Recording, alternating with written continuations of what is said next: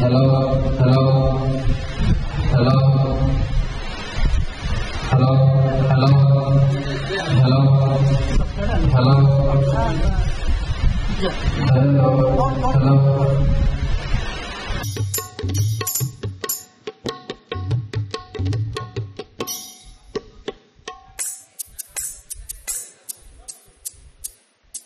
भाषर जादूगर लब्ध प्रतिष्ठित वरिष्ठ नाट्यकार स्वर्गत विपिन बिहारी पट्टनायक रचित नाटक पिंगला रात्रि प्रथम संस्करण अमृत बेला आम स्वागत जनाऊँ सतरूपा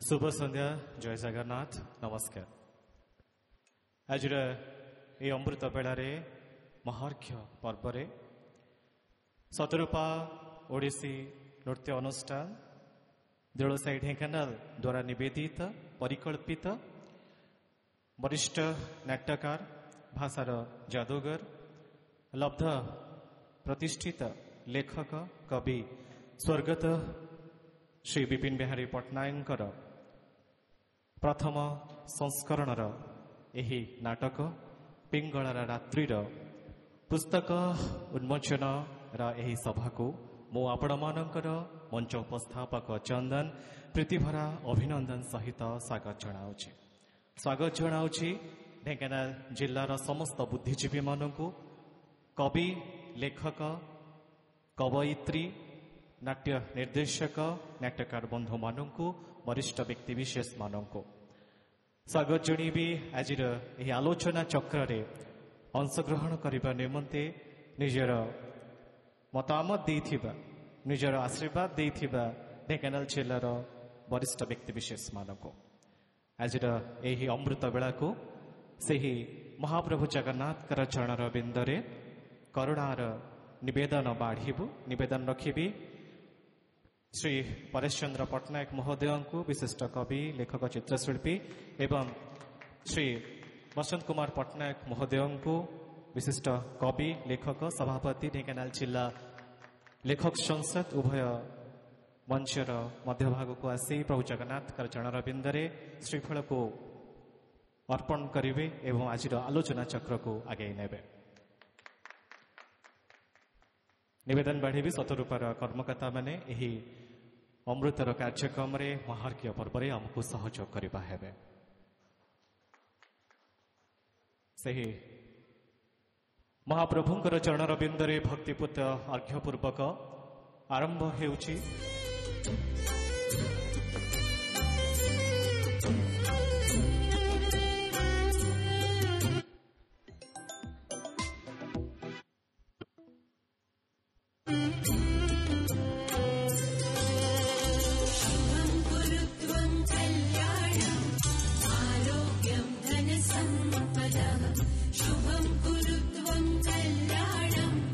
आरोग्यं धन संपदा शत्रुबुद्धि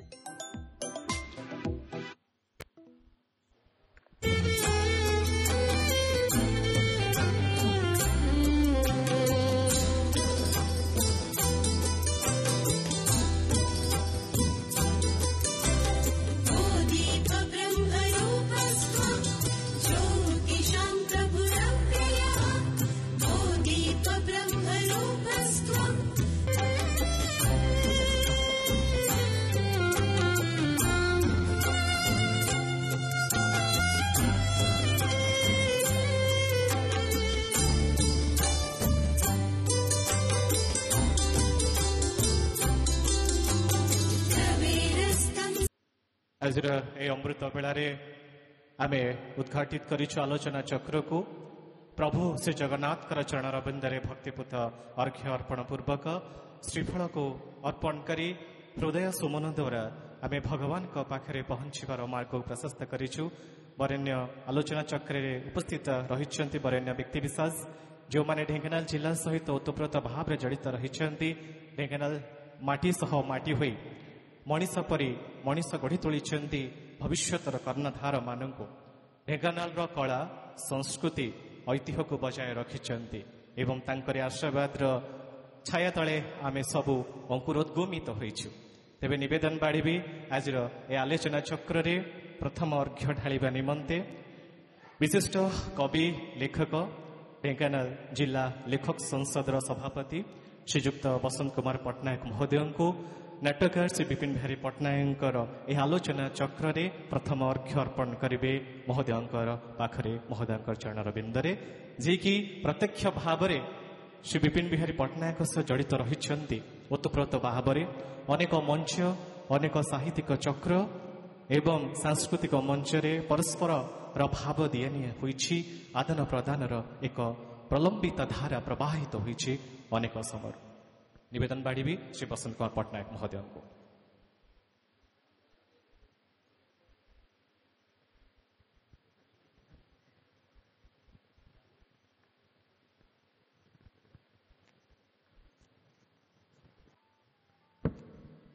প্রিয় পরেশ বাবু, শিল্পী, ଢେଙ୍କାନାଳର ଗର୍ବ ଗୌରବର ପ୍ରତୀକ ଜଣେ ଆମର ଏବଂ ଉପସ୍ଥିତ ସମସ୍ତ ବୁଦ୍ଧିଜୀବୀ ଏବଂ ବିପିନ ବାବୁଙ୍କୁ ଭଲ ପାଉଥିବା ସମସ୍ତ ସଂସ୍ଥା, ତାଛଡ଼ା ସମସ୍ତ ଗୁରୁଜନମାନଙ୍କୁ ମୁଁ ନମସ୍କାର କରୁଛି। ଆଜି ତାଙ୍କର ପୁସ୍ତକ ପିଙ୍ଗଳାର ରାତିର ନାଟକ ପୁସ୍ତକର ଉନ୍ମୋଚନ ଉତ୍ସବ, ଯାହା ହେଉ ତାଙ୍କ ଆବର୍ତ୍ତନରେ ତାଙ୍କ ପିଲାମାନେ ଯେଉଁ ପ୍ରକାର ତାଙ୍କୁ ସମୃଦ୍ଧିତ କରୁଛନ୍ତି, ଯେଉଁ ପ୍ରକାର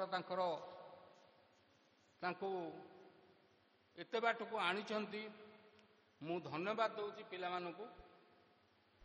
ତେବେ କଳାମୟବ ଜୟନ୍ତୀ ନିତ୍ୟଂ କବି ସକଳ ବନ୍ଦିତମ୍ କବି କାବ୍ୟ ସଦା ପୂଜ୍ୟ କବିରେବ ପ୍ରଜାପତି। ଜଣେ କବି ନାଟକ ନ ଲେଖିଲେ ଗୋଟେ ନାଟ୍ୟକାର ହେଇପାରିବନି। ସେ ଜଣେ ନାଟ୍ୟକାର, ଜଣେ ଲେଖଣୀ ତାଙ୍କର ଅପୂର୍ବ ସିଦ୍ଧି ଏବଂ ପ୍ରଜ୍ଞାଶୀଳ ଭାବରେ ସେ ସ୍ୱତନ୍ତ୍ର ପରିଚୟର ଅଧିକାରୀ। ଢେଙ୍କାନାଳରେ ଗର୍ବ ଗୌରବର ପ୍ରତୀକ ଥିଲେ। ତାଙ୍କ ସେ ମାନବ ଜୀବନର ଅତି ଅନ୍ତରଙ୍ଗ ଅନୁଭୂତିକୁ ନିଜ ସୃଷ୍ଟି, ନିଜ ଜୀବନରେ ସେ ଜଳ ଛବି ମଧ୍ୟରେ ପ୍ରତିଫଳିତ କରିଛନ୍ତି। ତାଙ୍କର ପ୍ରତିଟି ବିଭିନ୍ନ ନାଟକର ସ୍ୱାଦ ଉତୁରି ଆସେ କଳାର ମହମହ ବାସ୍ନା ଭିତରେ। ତେଣୁ ପିଙ୍ଗଳ ରାତ୍ରି ହେଉଛି ତାଙ୍କ ସୃଜନର ଅନ୍ୟ ଏକ ଅନ୍ୟତମ କୃତି।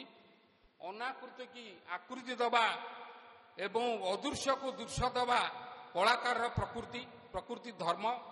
ତେଣୁ ସାରସ୍ୱତ ଜଗତରେ ସବୁଠାରୁ ସଂକ୍ଷିପ୍ତ କଳାତ୍ମକ ଓ ମନକୁ ରସଣୀତି କରିବାର ବଳିଷ୍ଠ ବିବାହ ହେଉଛି ନାଟକ। ନାଟକରେ ଆତ୍ମାର ସୂକ୍ଷ୍ମତ୍ମକ ପରିପ୍ରକାଶ ନାଟକରେ ପରିପ୍ରକାଶ ହୁଏ। ଏ ସଂସ୍କୃତିର ଗୋଟେ ବଡ଼ ଦଲିଲ ହେଉଛି ନାଟକ। ସେ ଜଣେ ପ୍ରଜ୍ଞାଶୀଳ ଏବଂ ପ୍ରଭାବଶାଳୀ ବ୍ୟକ୍ତିତ୍ୱ ଭାବରେ ଢେଙ୍କାନାଳରେ ପରିଚିତ ଥିଲେ। ତାଙ୍କର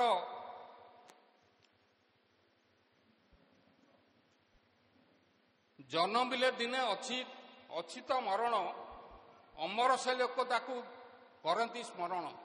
ସେ ତାଙ୍କ ଅମରତ୍ୱ ପାଇଛନ୍ତି, କାହିଁକିନା ଏତେ ଲୋକଙ୍କର ଯୋଉ ତାଙ୍କ ଜୀବଦଶାରେ ସେ ଚାହିଁଥିଲେ, ମାଟ୍ରିକରେ ଫାର୍ଷ୍ଟ ଡିଭିଜନ ପାସ୍ କରିଛନ୍ତି, ବିଏରେ ଫାର୍ଷ୍ଟ ଡିଭିଜନ ପାସ୍ କରିଛନ୍ତି, ସେ ଚାହିଁଥିଲେ ଭଲ ଚାକିରି କରିପାରିଥାନ୍ତେ। କିନ୍ତୁ ଜୀବନରେ ଚାକିରି କି ଜଳାଞ୍ଜଳି ଦେଇ ଜଣେ କଳା ପ୍ରତି ଏତେ ଆଗ୍ରହୀ ହେବ, ଏଇଟା ଗୋଟେ ବଡ଼ ବିସ୍ମୟ ସୃଷ୍ଟି କରୁଛି ସାରା ଓଡ଼ିଶାରେ। ସେ ଜଣେ ସେତିକି ନୁହେଁ, ସେ ଓଡ଼ିଶାର ସବୁ ମଞ୍ଚରେ ବହୁତ ଭାବରେ ନାଟକ ପରିବେଷଣ କରିଛନ୍ତି ଏବଂ ପ୍ରଶଂସିତ ହୋଇଛନ୍ତି। ସେ ନାଟ୍ୟ ଅଭିନେତା, ନାଟ୍ୟକାର, ନାଟ୍ୟ ନିର୍ଦ୍ଦେଶନା ସବୁଥିରେ ତାଙ୍କର ଯେଉଁ ପ୍ରକାର ଥିଲା କାବ୍ୟିକ ଭାବ ବିଭବ ସବୁଥିରେ ପରିପୂର୍ଣ୍ଣ ଥିଲା ତାଙ୍କର ଚିନ୍ତା ଚେତନା କୃତି ଏବଂ କୀର୍ତ୍ତିରେ ଆଚରଣ ଉଚ୍ଚାରଣରେ ସେ ଜଣେ ଆଦର୍ଶ ପୁରୁଷ ଥିଲେ। ଆନନ୍ଦ ମାଟିବାରେ ଯେଉଁ ପ୍ରେରଣା ପାଉଥିଲେ ସେଇଥିପାଇଁ ସେ କଳାକୁ ଛାଡ଼ି ନଥିଲେ ଜୀବନ ସାରା। ଦୁଃଖ ଦୈନ୍ୟ ଆଲୁଅ ଅନ୍ଧାର ଭିତରେ ସେ ଜୀବନକୁ ଅତିବାହିତ କରୁଥିଲେ। କେବେ ଏବେ ନିର୍ଲୋଭ ଏବଂ ତାଙ୍କର ଯେଉଁ ଆତ୍ମଦର୍ଶୀ ଭାବ ତାଙ୍କୁ ଏତେ ଉଚ୍ଚତରକୁ ନେଇଥିଲା। ସେ କେବେ କୌଣସି ମୁଁ ଦେଖିଛି, ମୁଁ 4ଟା ସଂଗଠନରେ ତାଙ୍କ ସାଙ୍ଗରେ ଥିଲି। ସେ ଆମ ସଂସ୍କୃତି ବିଭାଗର ଦୀର୍ଘ ଦିନ ଧରି ସଭାପତି ଥିଲେ ଏବଂ ଯେଉଁ ମହୋତ୍ସବ ହେଉଥିଲା ତାର କାର୍ଯ୍ୟକାରୀ କମିଟିରେ ସଭାପତି ଥିଲେ ଏବଂ ଆମ ଲେଖକ ସଂସଦର ଆଜୀବନ ସଦସ୍ୟ ଥିଲେ। କରଣ ସମାଜର ପ୍ରତିଷ୍ଠାତା ଥିଲେ ଏବଂ ଆମର ଯେଉଁ ବରିଷ୍ଠ ନାଗରିକ ମଞ୍ଚର ପ୍ରତିଷ୍ଠାତା ଥିଲେ। ତେଣୁ ବହୁତ ଆଦର୍ଶ ବହୁତ ପ୍ରେରଣା ତାଙ୍କର ଥିଲା, ଯାହାଦ୍ୱାରା କି ସେ ଆମେ ତାଙ୍କୁ କେବେ ଭୁଲି ପାରିବୁ ନାହିଁ। ଯେ ଗୋଟେ କଥା ଅଛି, ସେ କହୁଥିଲେ ଚରିତ୍ର ମୋର ଉପାଧି, ଜୀବନ ମୋର ପରୀକ୍ଷାଗାର, ଧରିତ୍ରୀ ମୋର ବିଶ୍ୱବିଦ୍ୟାଳୟ। ଏଇ ଯେଉଁ ମାନବିକ ଚିନ୍ତାଧାରା ତାଙ୍କର ଥିଲା ଅନ୍ୟ କାହାଟି ପରିଦୃଷ୍ଟ ହୁଏ ନାହିଁ। ସେ ଚିରସ୍ଥାୟୀ ନୁହେଁ, ଶରୀର ପ୍ରାତପ ଭବ ତରଙ୍ଗିଣୀ ତୀରେ, ପ୍ରାଣ ମୂଳ ମାଟି ଧୌତ ହୋଇଗଲେ ଭାସିଯାଏ କାଳ ନୀରେ। ସେ ତାଙ୍କର ଜୀବନଟା ଏଇଆ। ତେଣୁ କାହାର ଜୀବନ ଚିରସ୍ଥାୟୀ ନୁହେଁ।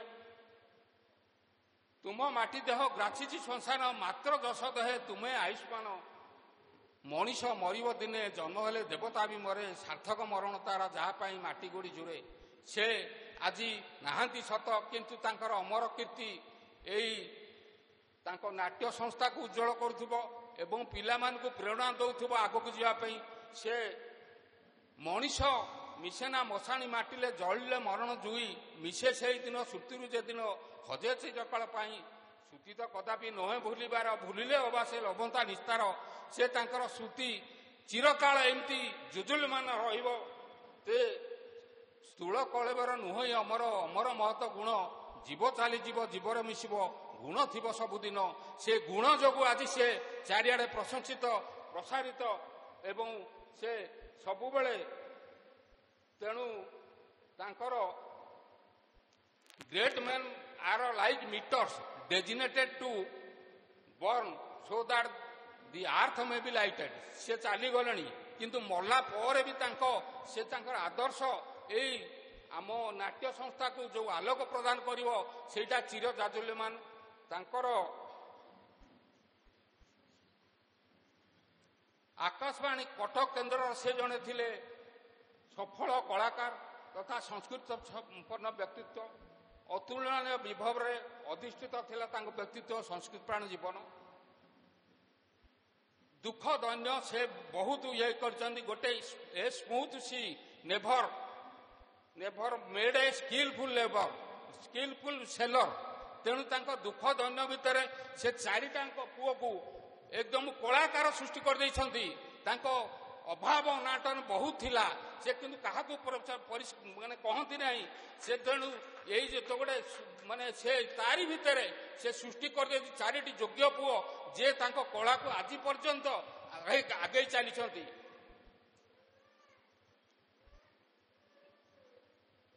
ଗୋଟିଏ କଥା, ଜୀବନର ଗ୍ୟାରେଣ୍ଟି ଅଛି, ଗ୍ୟାରେଣ୍ଟି ନାହିଁ ମରିବାର ଗ୍ୟାରେଣ୍ଟି ଅଛି। ତେଣୁ ସେ ନିଶ୍ଚିତ ଯିବେ। ସଂସାରରେ ମୃତ୍ୟୁ ହେଉଛି ଶାଶ୍ୱତ ସତ୍ୟ।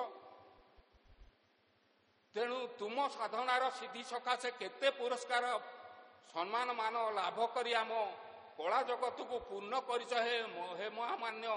ଢେଙ୍କାନାଳ ଆଜି ତୁମରି ଚର୍ଚ୍ଚା, ତୁମ ପ୍ରତିଭାରେ ପ୍ରତିବାଦ ଆଜି ନଇଁ ଯାଏ ଆଜି ସଭିଙ୍କ ମଥା।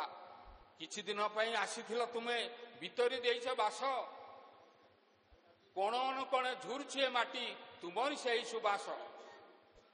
ମଶାଣିର ନିଆଁ ମାଟି ପିଣ୍ଡ ଦହେ, ମଶାଣିର ନିଆଁ ମାଟି ପିଣ୍ଡ ଦହେ, ସୁକର୍ମ ପାରେ ନା ଦହି ସୁବର୍ଣ୍ଣ ପରି ସେ ଝଟକୁ ଥାଏ ମଣିଷ ହୃଦୟରେ ରହି।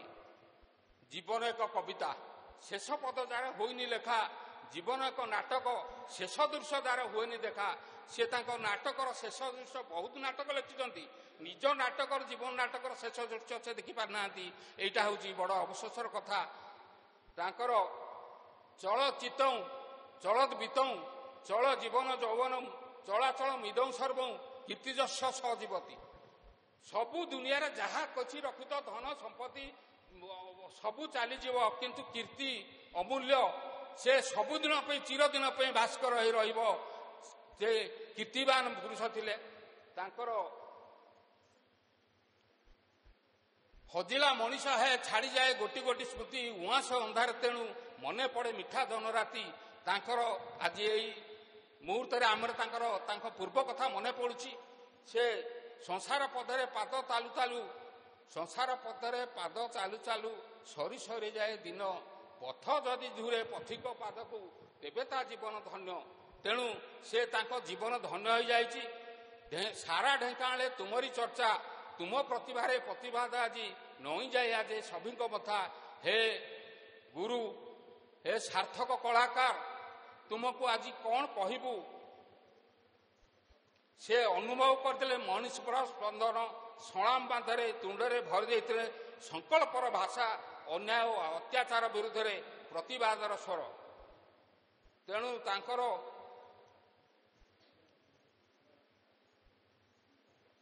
ସେ ଏକ ସମ୍ମାନୀୟ ଉଚ୍ଚାରଣ, ଆମ ଆତ୍ମବିଶ୍ୱାସର ପ୍ରତିଛବିଟିଏ, ଭବିଷ୍ୟତକୁ ଦିଗ୍ଦର୍ଶନ ଦେଉଥିବା ବ୍ୟକ୍ତିଟିଏ, ସକଳ କର୍ତ୍ତବ୍ୟର ପ୍ରତୀକଟିଏ, ସମୟକୁ ପରୀକ୍ଷିଥିବା ମଣିଷଟିଏ, ଆଶା ଆକାଂକ୍ଷାର ମୂର୍ତ୍ତିଟିଏ, ଅଭିଜ୍ଞତାର ଚଳନ୍ତି ମହାଦ୍ରୁମଟିଏ, ଅଛିଣ୍ଡା ଗଣିତର ସରଳ ସୂତ୍ରଟିଏ। ସେ ଥିଲେ ଜଣେ ମାଟିର ମଣିଷଙ୍କ ମାନସିକତା ଲୋକଚରିତ୍ର ପରଖିବା ଶାନ୍ତ ସନ୍ତୁଷ୍ଟି ନିର୍ଲିପ୍ତି ନିର୍ବିକାର ସ୍ଥିତିପ୍ରଜ୍ଞ ମଣିଷଟିଏ। ଜୀବନ ଏକ ନଦୀ ସ୍ରୋତ ଭଳି। ତୁମେ ନଦୀ ଯେମିତି ସ୍ରୋତ ପଛକୁ ଦେଖି ହୁଏ ସିନା ପଛକୁ ଫେରି ହୁଏ ନାହିଁ। ଜୀବନ ଏକ ବତି ସଦୃଶ, ଲିଭିଗଲା ପରେ ଆଉ ଜଳେ ନାହିଁ, କିନ୍ତୁ ସେ ବତି ତା ଆଲୋକ ପର ମୁହୂର୍ତ୍ତରେ ସଂସାରକୁ ଆଲୋକିତ କରିଥାଏ, ସଂସାରକୁ ପଥ ପ୍ରଦର୍ଶନ କରିଥାଏ। ଅସ୍ଥିର ଜୀବନ ଲୋକ, ଅସ୍ଥିର ଜୀବନ ଧନମ, ଅସ୍ଥିର ପୁତ୍ର ପୁତ୍ରାଦି ଦାରା ପୁତ୍ରାଦି ସତ୍ୟକୀର୍ତ୍ତି ଦେହ ସ୍ଥିରମ। ସେ କୀର୍ତ୍ତିବାନ ପୁରୁଷ ଥିଲେ। ସତ୍ୟକୀର୍ତ୍ତି ତାଙ୍କର ଥିଲା, ତାଙ୍କର ରକ୍ତଗତ ଥିଲା। ଧନ୍ୟ ସେ ମାନବ କୂଳେ, ଫକୀରମୋହନ କହିଛନ୍ତି, ଧନ୍ୟ ସେ ମାନବ କୂଳେ ଯାହା ଯଶରାଜି, ଲୋକହିତେ ବ୍ରତେ ଥାଏ ଜଗତେ ବିରାଜି, ମଲେ ଯାହା ନମଥାଏ ଜଗତ ମଧ୍ୟରେ, ଅମର ଦେବତା ସେହି ମାନବ କୂଳରେ। ସେ ଅମରତ୍ୱ ଲାଭ କରିଛନ୍ତି। ତାଙ୍କର ଅମରସ ଦେବତା ସିଏ ଆମମାନଙ୍କ ପୂଜ୍ୟ, ଆମମାନଙ୍କ ପାଇଁ ସେ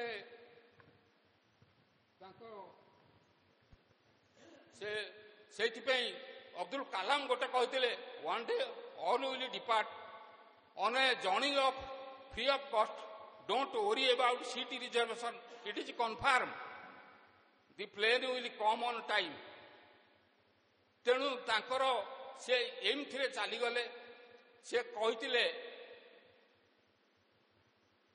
good deeds your luggages, humanity is your passport, ଏବଂ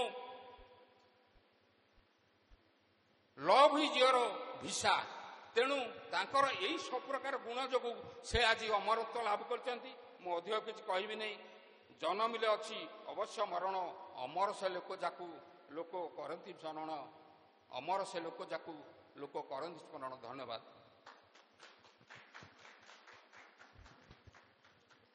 ଧନ୍ୟବାଦ ଶ୍ରୀଯୁକ୍ତ ବସନ୍ତ କୁମାର ପଟ୍ଟନାୟକ ମହୋଦୟ।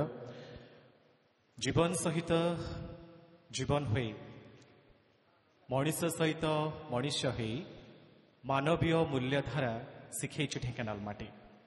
ଆପଣ ନାଟ୍ୟକାର ବିପିନ ବିହାରୀ ପଟ୍ଟନାୟକ ସହିତ ଏହି ମାଟିରେ ବଢ଼ିଛନ୍ତି, ଜୀବନ ସହିତ ଜୀବନ ହୋଇ ଜୀବନକୁ ବଞ୍ଚିଛନ୍ତି। ଏବଂ ଧନ୍ୟବାଦ ଦେବି, ସତରୂପ ଅନୁଷ୍ଠାନର ନିବେଦନ ରକ୍ଷା କରି ଆପଣ ପହଞ୍ଚିଛନ୍ତି ଆମ ନିକଟରେ ଏବଂ ଆମକୁ ଆଶୀର୍ବାଦ ପ୍ରଦାନ କରିଛନ୍ତି। ନାଟ୍ୟକାର ବିପିନ ବିହାରୀଙ୍କ ନିମନ୍ତେ एते मूल्यवान उपादेय कथागुड़िक प्रकाशपुंज कर प्रकाशित करिसेंती सतरे मन आह्लादित हो उठुछि। तसहित आपण मान सूचित करिबु नाटककार विपिन बिहारी पट्टनायक सहधर्मिणी श्रीमती स्नेहलता पट्टनायक महोदय मध्य उपस्थित अच्छा माँ को आम मंच नो प्रणिपात जन करताली दे स्वागत जनाऊँ। सौभाग्य शतरूप अनुष्ठान प्रति माँ आज उपस्थित रही श्री नाटककार विपिन बिहारी पट्टनायक आज पुस्तक उन्मोचन अवसर। यह अवसर में पुनश्च आम निवेदन बाढ़ुछु शिल्पी परेश चंद्र पट्टनायक महोदय को विशिष्ट लेखक कवि नाटककार नाट्य निर्देशक जन दृढ़ संगठक एवं शतरूपार जड़े प्रमुख उपदेष्टा निवेदन रखी आलोचना चक्र को आगे नेबे नाटककार श्री विपिन बिहारी पट्टनायक निमंते द्विपद अभिव्यक्ति माध्यम श्री पट्टनायक।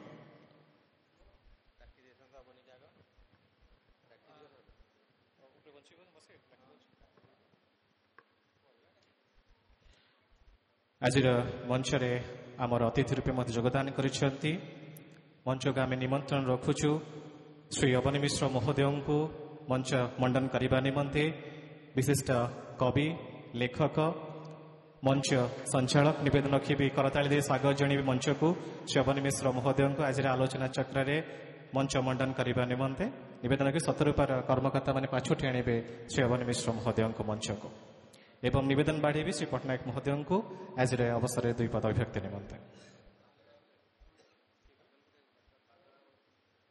निवेदन बाढ़ुछि कारुबाकी महोत्सव कमिटीर सभापति तथा शतरूपा ओडिसी नृत्य गवेषणा केन्द्र सभापति महोदय श्री बादल बिहारी पट्टनायक महोदय अवसर प्राप्त अतिरिक्त जिला जज मध्य उपस्थित रही महोदय को आम मंच को निमंत्रण बाढ़ुछु। निवेदन रखी शतरूपार कर्मकर्ता पाछोटी आणवे कारुबाकी महोत्सव कमिटीर एवं शतरूपा अनुष्ठान सभापति श्री बादल बिहारी पट्टनायक महोदय को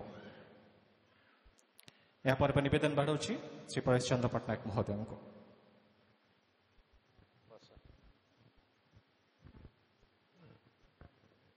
धन्यवाद। जय जगन्नाथ। नीलाचल निवासाय नित्याय परमात्मने बलभद्र सुभद्राभ्यां जगन्नाथाय ते नमः। कथारे अच्छी ढेंकानाल माटी पई अनेक कवि अनेक कविता गान करि जाइछन्ति। तेबे पुण्य ही ढेंकानाल पुण्य ही भूमि कविता गाए दिवस निशी सभिकी जाई चुमी। ये ढेंकानाल होचे भली गोटे जगह जे अनेक बरपुत्र को से ढेंकानाल तार कूले जन्म देइछि एवं ढेंकानाल निजको धन्य मन करिया संगे संगे जो विद्वान महान पुरुष माने ये जन्म नहीं समस्ते भी निजको निज धन्य मन कर।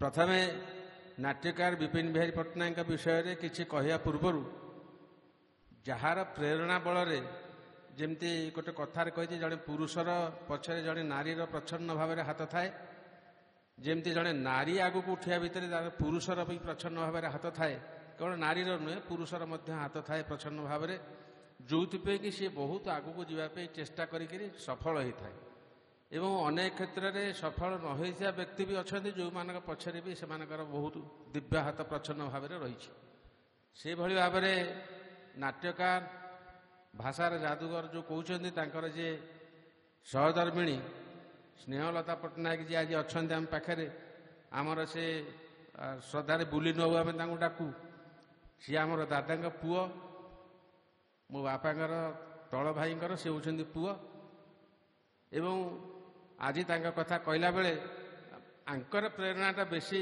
मन पड़ जदि ये प्रेरणा दे न थांते तेबे ये बोध हुए एत बाट आगू जापारि न था।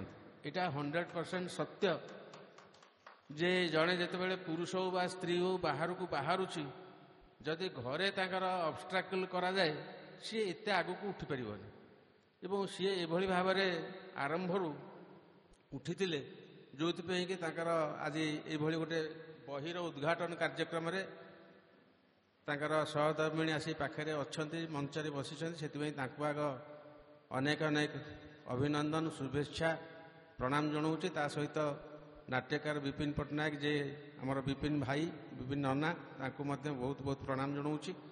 मने पड़ जाऊँगी आमे बोधे बादल ताकर सान भाई हिसाब से बादल मु आउ जो माने अभिनय करुले से बोध नहांती किसी आसी नाहांती बा के जन नहांती भी जिते प्रथम करी तालचेर देउलबेड़ा कलियार रे राज्यस्तरीय नाटक प्रतियोगिता करागला यही पिंगला राति बही नहीं कि आमे जाइथिलु एवं सुजोग क्रमे पिंगला राति बही से एभली भाव में हईचई सृष्टि करथिला जे उत्पल दत्त भलिया सिनेमार जी आर्टिस्ट सी तांकर टीम नहीं कि सेतबेले आस्थिले बादल भी अनेचे आमर सब ये भारी खुशी लगिला जे जहा ढेंकानाल तरफ आम जाइचु एवं सिनेमा चलचित्र जगतर उत्पल दत्त भलिया आर्टिस्ट कलिकतारू तांकर टीम नहीं कि आछन आम सहित भाग नापे एवं पिंगलार राति सेठी पुरस्कृत होकर आसीथिला।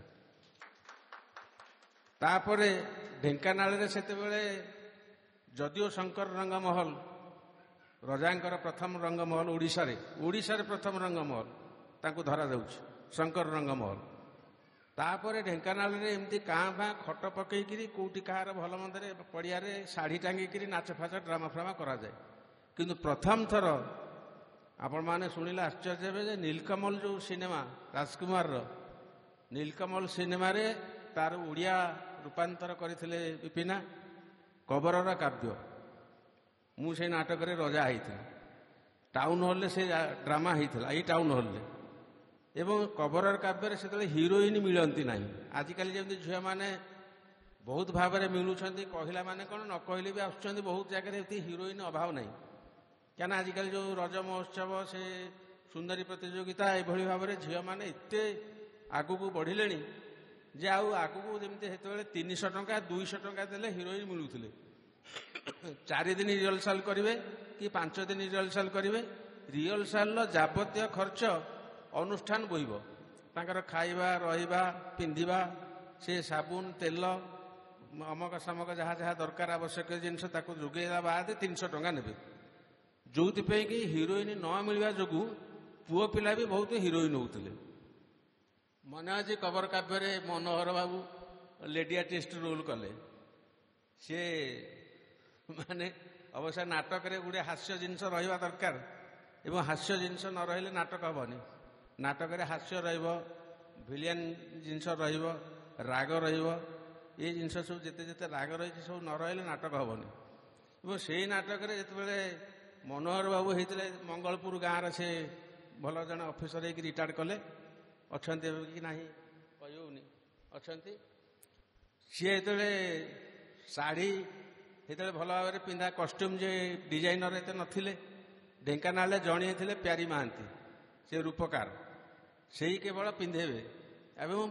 पेंटिंग करेंगे सी पेंटिंग कला बेले जदि किए दर्पण देखीदेला दर्पण को फोपाड़ी देवे मु तो पेंटिंग कर तू कहीं दर्पण देखु माने एभलिया तांकर राग था किंतु भल पेंटिंग कर रजा माने रजा भलिया दिशुव कर्ण को पेंटिंग करिए कर्ण गोटे कर्ण जमी भाव महाभारत कर्ण बाहरी से भाया चेहरा थिले एवं पूर्ण बाबू कर्ण रोल करने एक्सपर्ट थे जड़े पूर्ण महांती सत्यव्रत सारंगर बापा गगन नंद आम साईर देउल साईर गगन नंद जे LIC रे थिले से शकुनी पान न खाई भी एभली भाव में कथा कहे जे तमें भाव जे सत शकुनी यही आगे जड़े कलाकार बस चंदन भाईना जी संगीत नाटक एकाडेमी अप्रूव कलाकार ये भाव में जुग जुग जुग जुग चले ट्रेन मिक्सचर बिकिबे जे लोक सत्य मिक्सचर बिकुची भाविक आसिक मिक्सचर मागिक खाइबे एभली भाव में से सब अभिनय थिला मनोरमकर अभिनय करू शाढ़ी खसीगला अंडरवेयर दिशला माने जे पड़गले सब हसिले किंतु रोल कर अंडरवेयर दिशु पछे रोल कर आस्ते आस्ते 300 टंका नहीं लेडी आर्टिस्ट आसिले 400 टंका नेले कवर काव्य है अनेक ड्रामा ये एवं यूथ कल्चरल एसोसिएशन गोटे से निजे एटू तैयारी कले मुंडे गोटे रहा जे कौन कले आम तालचेर बेला जमी कर राज्यस्तरीय नाटक प्रतियोगिता अन्य माने जमी कर यूथ कल्चरल एसोसिएशन कलापर शिल्पी अनुष्ठान से गढ़िले प्रथम आम जो बर्तमान शिल्पी अनुष्ठान अच्छी ଶିଳ୍ପୀର ଏଭଳିଆ ଗୋଟେ ନାଁ ଅଛି, ଓଡ଼ିଶାରେ ନାଁ ଅଛି ଯେ ଶିଳ୍ପୀ କହିଦେଲେ ବହୁତ ଓଡ଼ିଶାରେ ସମସ୍ତେ ଜାଣନ୍ତି, ବହୁତ ବଡ଼ ବଡ଼ ନାଟ୍ୟକାରମାନେ ଶିଳ୍ପୀ ଅନୁଷ୍ଠାନ କଥା ଜାଣିଛନ୍ତି। ସେମାନେ ବି କହନ୍ତି, ଆପଣମାନେ ଶୁଣିଲେ ଆଶ୍ଚର୍ଯ୍ୟ ହେବେ ଯେ ସିନେମା ଜଗତର, ଚଳଚ୍ଚିତ୍ର ଜଗତର ବିଜୟ ମହାନ୍ତି କୁହନ୍ତୁ, ଅଜିତ ଦାସ କୁହନ୍ତୁ, ଉତ୍ତମ ମହାନ୍ତି କୁହନ୍ତୁ, ଅଶ୍ରୁମୋଚନ ମହାନ୍ତି କୁହନ୍ତୁ, ଯାହା ନା ଏକ ନମ୍ବରରେ ଭାବିକିରି କହିଥିବେ, ସେ ନିଶ୍ଚିତ ରୂପେ ଶିଳ୍ପୀ ପଚାରିଲେ କହିବେ ଯେ ଢେଙ୍କାନାଳର ଗୋଟେ ଶିଳ୍ପୀ ଅନୁଷ୍ଠାନ ଅଛି ଏବଂ ନାଟକ କରନ୍ତି। ପ୍ରଥମେ ଶିଳ୍ପୀ ବ୍ଲାକ୍ କଟନରେ ଡ୍ରାମା କଲା ଏଇଠି ଢେଙ୍କାନାଳରେ। ପ୍ରଥମେ ଶିଳ୍ପୀ ଆଗ ଆଲାହାବାଦ ଗଲା। ସେତେବେଳେ କୌଣସି କଳା ପରିଷଦ ନଥିଲା କି କୌଣସି ନାଟକ ଅନୁଷ୍ଠାନ ଢେଙ୍କାନାଳରେ କିଛି କାର୍ଯ୍ୟ କରୁନଥିଲା ଏବଂ ୟୁଥ୍ କଲଚରାଲ ଆସୋସିଏସନ ତରଫରୁ ବିପିନାଙ୍କ ଦ୍ୱାରା ବାଲେଶ୍ୱର ବିନ୍ଦୁବଳୟ, ବାରିପଦା ଭଞ୍ଜ କଳାମଣ୍ଡପ ଏବଂ କଟକର ଅନ୍ନପୂର୍ଣ୍ଣା ଏଭଳି ଅନେକ ଜାଗାରେ ନାଟକ ପ୍ରତିଯୋଗିତାରେ ଭାଗ ନେଇକରି ନାଟକ କଲା ପରେ ଶିଳ୍ପୀ ଅନୁଷ୍ଠାନ କରାହେଲା। ଶିଳ୍ପୀ ଅନୁଷ୍ଠାନ ତରଫରୁ ପ୍ରଥମରେ ଢେଙ୍କାନାଳରେ ବ୍ଲାକ୍ କଟନ ଡ୍ରାମା କରାହେଲା। ଆଉ କୌଣସି ଡ୍ରାମା ଅନୁଷ୍ଠାନ ସେତେବେଳେ କରିନଥିଲେ ବା କରୁନଥିଲେ। ବ୍ଲାକ୍ କଟନ ଡ୍ରାମା କରିବା ମାନେ କମ୍ପିଟିସନ୍ ପ୍ଲେ ଏଭଳି ଭାବରେ ସେତେବେଳେ ସେଇ କରିଥିଲେ। ତେବେ ତାଙ୍କର ନାଟକରେ ସ୍ୱତନ୍ତ୍ରତା ଗୋଟେ ଇଆ ଥିଲା ଯେ ଯେଉଁ ଲେଖିଛନ୍ତି ଭାଷାର ଯାଦୁଗର ପିଙ୍ଗଳା ରାତି କହିଲେ ଅଧିକାଂଶ କେହି ବୁଝିପାରିବେ। ସେ ନାଟକରେ ଏମିତିଆ କଥା ଲେଖିଥିଲେ ଡାଇଲଗ ଯେ ସହଜେ ସାଧାରଣ ବର୍ଗର ଲୋକମାନେ, ଦର୍ଶକମାନେ ସେ ନାଟକ ବୁଝିବା ସହଜ ନୁହେଁ। ତେବେ ଲୋକ କହିବେ, ଭାବିବେ ଦର୍ଶକମାନେ କାହିଁକି ଏଭଳିଆ ନାଟକ ଲେଖିଛନ୍ତି। ଓଡ଼ିଶାର ଲବ୍ଧ ପ୍ରତିଷ୍ଠିତ ନାଟ୍ୟକାର ଯେ ବିଶ୍ୱଜିତ ଦାସ, ତାଙ୍କର କାଠ ଘୋଡ଼ା କେହି ଜାଣିପାରିବେ। ଘୋଡ଼ା ଘାସ ଖାଏ, ଘାସ ଘୋଡ଼ାକୁ ଖାଉଛି। ଏପଟେ ଫ୍ଲାସବ୍ୟାକ୍ରେ ସୂର୍ଯ୍ୟ ଉଦୟ ହେବାର ସିନ୍ ଦେଖାଉଛି, ସେ କହୁଛି ଦେଖ ସୂର୍ଯ୍ୟ ଉଦୟ ହେଇ ଆସିଲାଣି। ଏଇଭଳି ଭାବରେ ତାଙ୍କ ଡାଇଲଗ ଡ୍ରାମା। ତେବେ ସେ ହେଉଛି ଆବସର୍ଡ ଡ୍ରାମା ବା କିଭଳି ଭାବରେ ସେ ଲୋକ ସେଇଭଳିଆ ଇଣ୍ଟେଲେକ୍ଚୁଆଲ ଲୋକମାନେ ବୁଝିବା ପାଇଁ ସେ ଡ୍ରାମା ହେଇଥିଲେ ବି ଅନ୍ୟାନ୍ୟ ସାଧାରଣ ବର୍ଗକୁ ବି ନିଶ୍ଚୟ ଭଲ ଲାଗିବ ଏଇ ଡ୍ରାମା ଦେଖନ୍ତି। ଏବଂ ତାଙ୍କର ଅନେକ ଡ୍ରାମା ରହିଛି। ପିଙ୍ଗଳର ରାତି, କବରର କାବ୍ୟ, ଅଶାନ୍ତ ସମୁଦ୍ର, ମାୟା ସମୁଦ୍ର ଏଭଳି ଭାବରେ ଅନେକ ନାଟକ ଅଛି। ମୁଁ ପ୍ରଥମ ବର୍ଷ ବି ରିକ୍ୱେଷ୍ଟ କରିଥିଲି, ଯାହା ହଉ ତାଙ୍କର 4ଟି ଯାକ ପୁଅକୁ ସିଏ କଳା ଜଗତରେ ତାକୁ ଆଣିଛନ୍ତି ଭାରି, ସେ 4 ଜଣ ଯାକଙ୍କୁ। ଏବଂ ଆଜିକାଲି ଯୁଗରେ ଏବେ ରିସେଣ୍ଟଲି ଗୋଟେ ଘଟଣା ହେଇଛି, ସମସ୍ତେ ଜାଣିଥିବେ ବୋଧେ, ଆମେରିକାରେ ଜଣେ ପୁଅ ଅଛି ଯେ ତାର ଖବର ଗଲା, ତା ସାଙ୍ଗ ପଠେଇଲେ ଯେ ଆରେ ବାପା ହଠାତ୍ ହାର୍ଟ ଫେଲ୍ ହେଇଗଲେ, କେମିତି ପଳେଇ ଆସ ଟିକେ। ନା ମୁଁ କଦାଚିତ ଯାଇପାରିବିନି, ଛୁଟି ନାହିଁ। ଏମାନଙ୍କର ଏଠି ଗର୍ବ ଯେ ମୋ ପୁଅ ଏଠି ଚାକିରି କରିଛି ବାଙ୍ଗାଲୋରରେ କି ଲକ୍ଷ୍ନୌରେ, 50,000 ପ୍ୟାକିଂରେ ଅଛି। ନିଲଜ, ଛୁଟି ନାହିଁ କହିକି ବାପା ମରିଗଲା ପଛେ ଆସିପାରିଲାନି, ଟଙ୍କା ପଠେଇଦେଲା। ଆଜିକାଲି ଯୁଗରେ ବାପା ଥିଲାବେଳେ ଏଇଭଳିଆ ଯଦି ବ୍ୟବହାର ବା କଥାବାର୍ତ୍ତା, ବାପା ମରିଗଲା ପରେ, ଚାଲିଗଲା ପରେ ଯଦି ତାଙ୍କ ପିଲାମାନେ ଏଇ କଥା କରୁଛନ୍ତି, ସେଥିପାଇଁ କମ୍ କଥା ନୁହେଁ। ଆଉ ବଡ଼ କଥା ହେଉଛି ଯେ କଳାକାର, ଶିଳ୍ପୀ, ଲେଖକ ଏମାନେ କେବେ ମରିଯାଆନ୍ତିନି। କେମିତି ମରିବେ? ତାଙ୍କର ତ ମରିଥିଲେ ଆଉ ଆଜି ଆମେ କରୁଛେ କାହିଁକି? ମୁଁ ଏଇଥିପାଇଁ ବାରମ୍ବାର କହିଥିଲି, ଲେଖିବନି କେବେ ସ୍ୱର୍ଗତ ବିପିନ ବିହାରୀ ପଟ୍ଟନାୟକ। ଆମେ ତ ସ୍ୱର୍ଗତ ଫକୀରମୋହନ ସେନାପତି ଲେଖୁନେ, ସ୍ୱର୍ଗତ କାଳୀଚରଣ ପଟ୍ଟନାୟକ ଲେଖୁନେ, ସ୍ୱର୍ଗତ ଦୁଃଖୀରାମ ସାଇ ଲେଖୁନେ, ସ୍ୱର୍ଗତ ବିଜୟ ମହାନ୍ତି ଲେଖୁନେ। ତେବେ ସ୍ୱର୍ଗତ ବିପିନ ବିହାରୀ ଖାଲି ବିପିନ ବିହାରୀ ପଟ୍ଟନାୟକ, ନାଟ୍ୟକାର ବିପିନ ବିହାରୀ ପଟ୍ଟନାୟକ। ଜଣେ ନାଟକ ଜଗତରେ ଏଭଳି ଭାବରେ ତାଙ୍କର ଅବଦାନ ଥିଲା। ଖାଲି ନାଟକ ଜଗତ କହିଲେ ହେବନି, ଆମେମାନେ ତାଙ୍କ ଘର ହିସାବରେ ଦେଖିଛୁ, ଜାଣିଛୁ। ଅନେକ ବହି ସେ ପାଠ ପଢ଼ନ୍ତି, ଅନେକ ବହି ସେ ନିଜେ ଗୋଟେ ଲାଇବ୍ରେରୀ ତାଙ୍କର ନିଜର ଥିଲା। ଏମାନେ ତାକୁ ରଖିପାରିଲେ କି ନାହିଁ ଭଲ ଭାବରେ, ନହେଲେ ଲାଇବ୍ରେରୀ ଗୋଟେ ବଢ଼ିଆ ଲାଇବ୍ରେରୀ କରିଥିଲେ। ଅନେକ ଇଂରାଜୀ ପୁସ୍ତକ, ଇଂରାଜୀ ବହି ପଢ଼ୁଥିଲେ ଏବଂ ଅନେକ କୋଟେସନ୍ ସେଇଥିରୁ ସେ ଆଣିକି ଦେଉଥିଲେ। ଏବଂ ଅନେକ ଭାଷାରେ ତାଙ୍କର ଯେଉଁ ଯାଦୁକର ଥିଲା, ସେଇଥିପାଇଁ ସେ ଭାଷାରେ ଜଣେ ଏକ୍ସପର୍ଟ ଥିଲେ। ସାହିତ୍ୟ ଜଗତ ହେଉ ବା ନାଟ୍ୟ ଜଗତ ହେଉ, ଏଇଭଳି ତାଙ୍କର ପ୍ରତିଭାର ବା ଗୁଣ ଦେଖି ଆମର ଢେଙ୍କାନାଳ ପ୍ରଶାସନ ତରଫରୁ ଦୁଃଖର କଥା ଆଜି କହିଲେ ଅସୁବିଧା ହେଉଛି ଯେ ଢେଙ୍କାନାଳ ପ୍ରଶାସନ ଢେଙ୍କାନାଳରେ ଯାହା ଆରମ୍ଭ ହୋଇଛି, ବାହାର ଜିଲ୍ଲାରେ ସବୁ ଆରମ୍ଭ ହେଲା, ଢେଙ୍କାନାଳରୁ ଶିଖିକିରି। ଆପଣମାନେ ଭାବିବେ ଯେ ଢେଙ୍କାନାଳକୁ ମୁଁ ଟେକିକି କହୁଛି ଆମେ ଢେଙ୍କାନାଳିଆ ବୋଲି। ନାହିଁ, ଢେଙ୍କାନାଳରେ ଯାହା ଆରମ୍ଭ ହେଲା ତାହା ପ୍ରତ୍ୟେକ ଜିଲ୍ଲାରେ ହେଇଛି। ଢେଙ୍କାନାଳରେ ମହୋତ୍ସବ ଆରମ୍ଭ ହେଲା, ସବୁ ଜିଲ୍ଲାରେ ହେଲା। କାମାକ୍ଷାନଗର ମହୋତ୍ସବ ହେଉଛି ଦୁଃଖର କଥା, ଢେଙ୍କାନାଳ ମହୋତ୍ସବ ବନ୍ଦ ହେଇଗଲା। ଏବଂ ଢେଙ୍କାନାଳ ମହୋତ୍ସବ ଅବସରରେ ବିପିନ ପଟ୍ଟନାୟକଙ୍କୁ ନାଟ୍ୟକାରୀ ହିସାବରେ ମହିମା ସମ୍ମାନ ପ୍ରାପ୍ତ ହୋଇଥିଲା। ଅନ୍ୟ ଜାଗାରେ ବହୁତ ଜାଗାରେ ସେ ସମ୍ମାନିତ ହୋଇଛନ୍ତି, ଭିନ୍ନ କଥା। ଯାହାର ଗୁଣ ଅଛି, ଯାହାର ମହିମା ଅଛି, ଯାହାର ସେଇ ବିଷୟରେ ବହୁତ ଲବ୍ଧ ଜ୍ଞାନ ରହିଛି, ସେ ବିଭିନ୍ନ ଜାଗାରେ ସମ୍ମାନିତ ହେବା କଥାଟା ବଡ଼ କଥା। କିନ୍ତୁ ପ୍ରଶାସନ କ୍ଷେତ୍ରରୁ ଢେଙ୍କାନାଳ ମହୋତ୍ସବ ଅବସରରେ ଗୋଟେ ମହିମା ନାଟ୍ୟ ସମ୍ମାନ ପାଇବା ଏ ଛୋଟିଆ କଥା ନୁହେଁ। ଅନନ୍ଦାଶଙ୍କର ରାୟ, ଯାହାର 1904 ମସିହାରେ ଜନ୍ମ, ସେ ଢେଙ୍କାନାଳ ମାଟିର ପୁଅ, କିନ୍ତୁ ବଙ୍ଗଳା ଲୋକ, ବଙ୍ଗଳାକୁ ପଳେଇଲେ। ସେଇଠି ବଙ୍ଗଳା ସାହିତ୍ୟ ଏକାଡେମୀର ସେ ସଭାପତି ହେଲେ। ତାଙ୍କୁ ଯେତେବେଳେ ସମ୍ମାନିତ କରାଗଲା ମହୋତ୍ସବରେ, କପିଳାସ ସମ୍ମାନରେ ସମ୍ମାନିତ କରାଗଲା, ସିଏ ଆମର ଏଠି ଯିଏ ଢେଙ୍କାନାଳ ଅବସରପ୍ରାପ୍ତ ଜଏଣ୍ଟ ସେକ୍ରେଟାରୀ ତପନ ଶତପଥୀ, ସିଏ ଯାଇଥିଲେ ତାଙ୍କ ଦେଖା କରିବା ପାଇଁ, ତାଙ୍କୁ ଆଣିବା ପାଇଁ। ସେ ତ ବୟସ ବାର୍ଦ୍ଧକ୍ୟ, ଆସିପାରିଲେନି।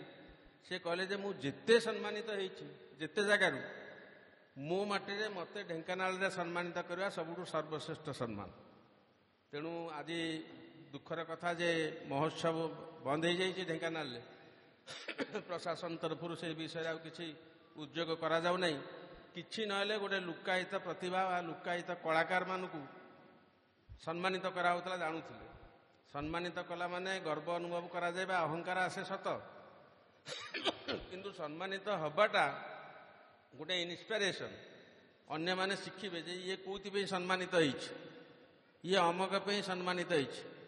ତେବେ ତାର ପିଲାମାନେ ବା ତାର ବଂଶଧରମାନେ ବା ତାର ଦାୟାଦମାନେ ସେଭଳି ଭାବରେ ଆମେ କ'ଣ କଲେ ଆମେ ବି ଏଭଳି ଭାବରେ ଗୋଟେ ସମ୍ମାନିତ ହେଇପାରନ୍ତୁ।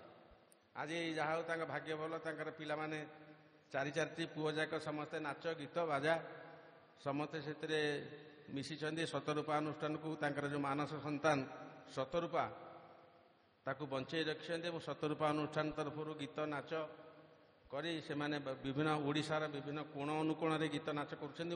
ଓଡ଼ିଶା ବାହାରକୁ ଯେ ତାର ନୃତ୍ୟ ଶିକ୍ଷକ ତିମିରାସୁ, ସିଏ ମଧ୍ୟ ଓଡ଼ିଶା ବାହାରେ ଯାଇକରି ବିଭିନ୍ନ ଜାଗାରେ ନୃତ୍ୟ ପ୍ରଦର୍ଶନ କରିକି ପୁରସ୍କୃତ ହୋଇଛନ୍ତି ଏବଂ ଅନ୍ୟାନ୍ୟମାନେ ସବୁ ବିଭିନ୍ନ ଜାଗାରେ ଯାଇକରି ବି ସବୁ ନୃତ୍ୟ ଗୀତ ପରିବେଷଣ କରିକିରି ପୁରସ୍କୃତ ବା ପ୍ରଶଂସିତ ହେଉଛନ୍ତି। ଆଜିର ଏହି ଅବସରରେ, ଆଲୋଚନା ଅବସରରେ ତାଙ୍କ ବିଷୟରେ ଦୁଇ ପଦ କହିବାର ସୁଯୋଗ ମିଳିଥିବାରୁ ମୁଁ ନିଜକୁ ଧନ୍ୟ ମନେ କରୁଛି। ଆପଣମାନଙ୍କୁ ସମସ୍ତଙ୍କ ଅନୁରୋଧ ଯେ ଏଭଳି ଭାବରେ କାର୍ଯ୍ୟକ୍ରମରେ ସାମିଲ ହୁଅନ୍ତୁ ଏବଂ ଶତରୂପା ଅନୁଷ୍ଠାନ ସହିତ ଜଡ଼ିତ ରୁହନ୍ତୁ, ଶତରୂପା ସହିତ ମିଶନ୍ତୁ, ଶତରୂପାକୁ ଭଲ ପାଆନ୍ତୁ। ବନ୍ଦେ ଉତ୍କଳ ଜନନୀ, ଜୟ ଜଗନ୍ନାଥ। ଧନ୍ୟବାଦ ଶ୍ରୀ ପରିଶ୍ଚନ୍ଦ୍ର ପଟ୍ଟନାୟକ ମହୋଦୟ, ବିଶିଷ୍ଟ କବି, ଲେଖକ, ଚିତ୍ରଶିଳ୍ପୀ ଏବଂ ମଞ୍ଚ ଅଭିନେତା। ନାଟକର ବିପିନ ବିହାରୀ ପଟ୍ଟନାୟକଙ୍କ ସହିତ ଅନେକ ନାଟକରେ ଯୋଗଦାନ ଦେଇ ଅଭିନୟର ମାଧୁର୍ଯ୍ୟରେ ନିଜକୁ ସମର୍ପିଥିବା ବ୍ୟକ୍ତିବିଶେଷ। ଧନ୍ୟବାଦ ଦେବି ଆଜିର ଅବସରରେ ନାଟକଙ୍କ ସମ୍ପର୍କରେ ଦୁଇ ପଦ ବକ୍ତବ୍ୟ ରଖିଥିବାରୁ। ପରପରେ ନିବେଦନ ବାଢ଼ିବି ଶ୍ରୀଯୁକ୍ତ ଗଣେଶ ମିଶ୍ର ମହୋଦୟ, ବିଶିଷ୍ଟ କଣ୍ଠଶିଳ୍ପୀ, ସଙ୍ଗୀତ ଗୁରୁ, ଆଜିର ଅବସରରେ ଆଲୋଚନା ଚକ୍ରରେ ଦୁଇ ପଦ ବକ୍ତବ୍ୟ ମାଧ୍ୟମରେ କାର୍ଯ୍ୟକ୍ରମକୁ ପ୍ରସାରିତ କରିବେ। ଶ୍ରୀ ଗଣେଶ ମିଶ୍ର ମହୋଦୟ।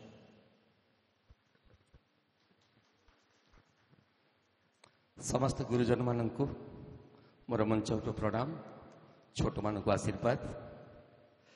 ଆଜିର ଏହି ମହାର୍ଘ ଦିନ, ପବିତ୍ର ଅବସର, ସବୁଜି ମାଭେରା ଶସ୍ୟ ଶ୍ୟାମଳ ମନ୍ଦିର ମାଳିନୀ ଢେଙ୍କାନାଳ ମାଟିରେ ଏକ ବଳିଷ୍ଠ ବ୍ୟକ୍ତିତ୍ୱ, ଗୁରୁ ଗାମ୍ଭୀର୍ଯ୍ୟସ୍ୱର, ଜଣେ ନିଷ୍ଠାଭିଳାଷୀ, ସ୍ୱାଭିମାନୀ ମଣିଷ ଥିଲେ ସ୍ୱର୍ଗତ ବିପିନ ବାବୁ।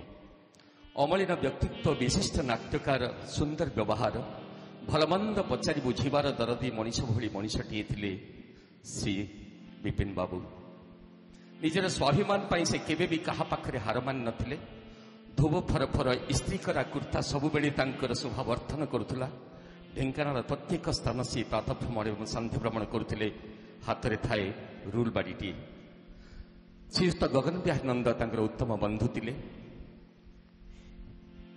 ମୁଁ ଢେଙ୍କାନାଳ ଆସିବା ପରେ ଏହି ଦୁଇ ଜଣଙ୍କ ସଂସ୍ପର୍ଶରେ ଆସି ବହୁତ କିଛି ଶିକ୍ଷା ଲାଭ କରିଛି। ନିଜର ପିଲାମାନଙ୍କୁ ମଧ୍ୟ ସେ ଏମିତି ଶିକ୍ଷା ଦେଇଥିଲେ, ସେମାନେ ବି ଦଶରଥଙ୍କ ଚାରି ପୁତ୍ର ଭଳି ନିଜକୁ ସମର୍ପିତ କରିଥିଲେ ପିତାଙ୍କ ଚରଣ କମଳରେ। ସେ ବି ଧଳା ବସ୍ତ୍ର ପରିଧାନ କରୁଥିଲେ। ନାମ କରିଥିଲେ ଇତିହାସର ସେଇମାନଙ୍କୁ ଯେଉଁମାନେ ଜାତି ପାଇଁ ଦେଶ ପାଇଁ ନିଜକୁ ଉତ୍ସର୍ଗ କରିଥିଲେ। ସମସ୍ତେ କଳା ଜଗତରେ ନିଜକୁ ପ୍ରତିଷ୍ଠିତ କରିପାରିଛନ୍ତି। ଜଣେ ଉଚ୍ଚକୋଟୀର ନୃତ୍ୟଶିଳ୍ପୀ, ଜଣେ ସଙ୍ଗୀତଜ୍ଞ, ଜଣେ ବିଶିଷ୍ଟ ତବଲାବାଦକ, ଆଉ ଜଣେ ନୃତ୍ୟ ପାରଙ୍ଗମ। ଖାରବେଳ, ଅଜାତଶତ୍ରୁ, ବିମ୍ବିସାର, ଅତି ମିଶ୍ରଶ୍ରୁ। ବହୁ ପ୍ରତିଭାର ଅଧିକାରୀ ଶ୍ରୀଯୁକ୍ତ ପଟ୍ଟନାୟକ ସରଳ, ନିଷ୍କପଟ, ଉଦାରବାଦୀ, ମେଳାପୀ ମଣିଷ ଆମ ଗହଣରେ ନାହାନ୍ତି ସତ। ଯେଉଁଠି ବି ଥାଆନ୍ତୁ ତାଙ୍କ ଅମୃତଝର ଆଶୀର୍ବାଦ ଆମମାନଙ୍କ ମଥାରେ ଓ ତାଙ୍କ ସନ୍ତାନ ସନ୍ତତିଙ୍କ ସଦା ସର୍ବଦା ରହିଥାଉ। ମା ଏଠି ଉପସ୍ଥିତ ଅଛନ୍ତି, ଶ୍ରୀଯୁକ୍ତ ପଟ୍ଟନାୟକଙ୍କର ସହଧର୍ମିଣୀ। ରୋଗଶଯ୍ୟାରେ ପଡ଼ିଥିଲେ ମଧ୍ୟ ଚାରି ପୁତ୍ର ଅନେକ କଷ୍ଟ ସ୍ୱୀକାର କରି ବାପାଙ୍କର ମାଙ୍କର ସେବାରେ କେବେ ଅବହେଳା କରିନାହାନ୍ତି। ରୁଟି କରିପାରନ୍ତିନି ବୋଲି ବଜାରରୁ କିଣି ଆଣନ୍ତି, କିନ୍ତୁ ତରକାରୀ ଯାହା ସନ୍ତୁଳା ଘରେ ତିଆରି କରେ ମା ବାପାଙ୍କର ସ୍ନେହ ସବୁବେଳେ ଅର୍ଜନ କରିଥାନ୍ତି। ଆଜି ଏହି ପୁଣ୍ୟ ତିଥିରେ ତାଙ୍କର ସ୍ମୃତିଚାରଣ କରି ପାରିଥିବାରୁ ନିଜକୁ କୃତାର୍ଥ ମନେ କରୁଛି, ନିଜକୁ ଧନ୍ୟ ମନେ କରୁଛି। ଗଣେଶ ମିଶ୍ର ଯେହେତୁ ସଙ୍ଗୀତକାର, ମୁଁ ସଙ୍ଗୀତରେ କିଛି ତାଙ୍କ ପାଇଁ ଲେଖି ଆଣିଛି, ପଦେ ଗାଇଦେବି। କୃଷ୍ଣ ଚୂଡ଼ାର ଅଞ୍ଜଳି ଭରି କରୁଛି ପାଦରେ ପ୍ରଣିପାତ। କୃଷ୍ଣ ଚୂଡ଼ାର ଅଞ୍ଜଳି ଭରି କରୁଛି ପାଦରେ ପ୍ରଣିପାତ। ଏ ପୁଣ୍ୟ ତିଥିରେ ତୁମରି ସ୍ମୃତିରେ ଆମେ ସବୁ ଏଠି ଏକତ୍ରିତ। ଆମେ ସବୁ ଏଠି ଏକତ୍ରିତ। ପ୍ରତି ଛବି ତୁମ ଦେଖିଦେଲେ ମନେ ପଡ଼ିଯାଏ ତୁମ ବ୍ୟକ୍ତିତ୍ୱ। ଗମ୍ଭୀର ସ୍ୱର ନାଟକୀୟ କଥା ବିନମ୍ରତା ଗୁଣ ଅବିରତ। হে দিবঙ্গতন তুমি হে অতীত প্রেরণার আম ভবিষ্যৎ।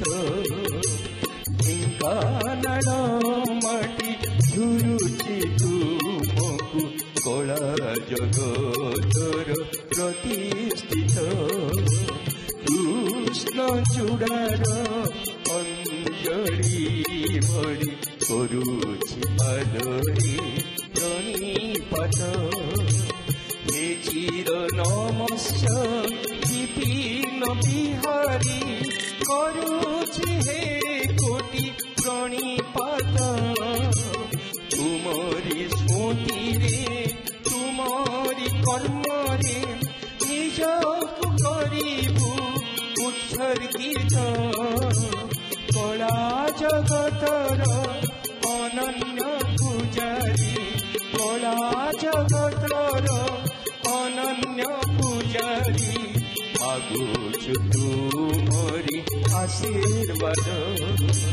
କୃଷ୍ଣ ଚୂଡ଼ାର ଅଞ୍ଜଳି ଭରି କରୁଛୁ ପାଦରେ ପ୍ରଣିପାତ। ଏ ପୁଣ୍ୟ ତିଥିରେ ତୁମରି ସ୍ମୃତିରେ ଆମେ ସବୁ ଏଠି ଏକତ୍ରିତ। କଳା ଜଗତରେ ପ୍ରତିଷ୍ଠିତ ମାଗୁଛୁ ତୁମରି ଆଶୀର୍ବାଦ।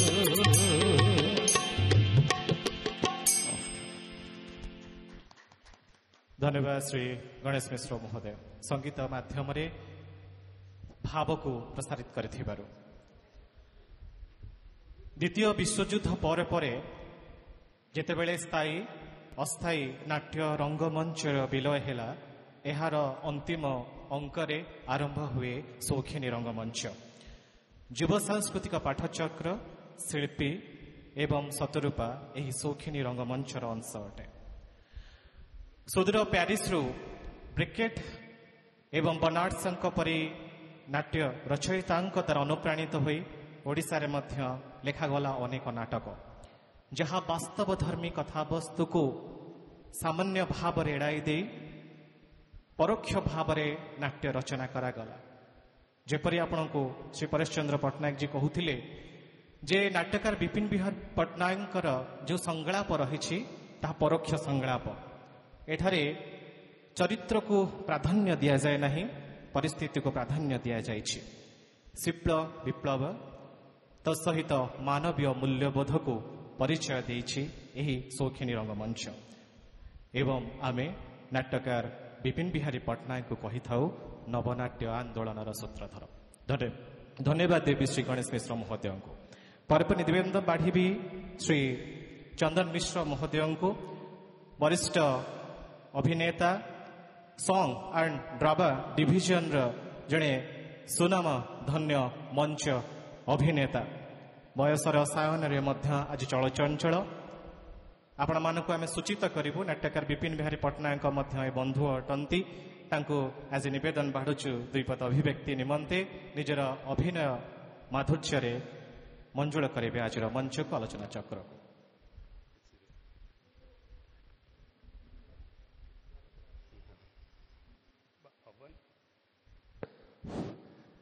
ହ୍ୟାଲୋ, ହଉଛି ନାଇଁ ଠିଆ ହେଇକିରି ଜୋସ୍ ଆସ। ଠିକ ଅଛି ଟିକେ। ଆଜି ଏଇ ଯୋଉ ଆଜି କେଡ଼େ ବଡ଼ ଦିନ ଭାଇ, ମୁଁ ତ ବିଶ୍ୱାସ କରିପାରୁନି ଜଣେ ମଲା ପରେ ବି ତା ପିଲାମାନେ ଏତେ ସୁନ୍ଦର କରିବେ। ଏଇଟା ଆଜି ଆମ ଭବିଷ୍ୟତକୁ ଗୋଟେ ଉପମା ରହିଲା। ଆଉ ଆମେ ତ କାହା ପାଇଁ କରିନୁ ଏମିତି, କିନ୍ତୁ ଆମ ପିଲାମାନେ ବିପିନ ପିଲାଟି ମାନେ ଏମିତି କାମ କରୁଛନ୍ତି। ମୁଁ ଶୁଣିକିରି ଆସିଲି, ନହେଲେ ମୁଁ ତ ଆଉ ସାଇକେଲ ଚଲେଇ ପାରୁନି, ଡର ମାରିଲାଣି। ଏଇ ଯୋଉ ଟୋକା ମାନେ ସବୁ ସ୍କୁଟି ଫୁଟି ଚଲାଉଛନ୍ତି, ଝିଅ କ'ଣ ପୁଅ କ'ଣ ମାରିଦେଲା ଥରେ ଗୋଟେ ଧୋକା ଦେଇ ଫୋପାଡ଼ି ହେଇକିରି ପଡ଼ିଲି। ମୁଁ କହିଲି ଗଲାରେ ଗୋଡ଼ ଭାଙ୍ଗି। ସାଙ୍ଗେ ସାଙ୍ଗେ ସିଏ କହୁଛି ମଉସା ପଡ଼ିଗଲେ। ମୁଁ କହିଲି ମାଲା ପଡ଼ିଗଲିନି, ତୁ ଯାଉ ସେ ପଡ଼ିଗଲି। ସେଠୁ ଯାଇକି ଏକ୍ସରେ କଲା ବେଳକୁ ନାଇଁ ଠିକ ଅଛି ନା।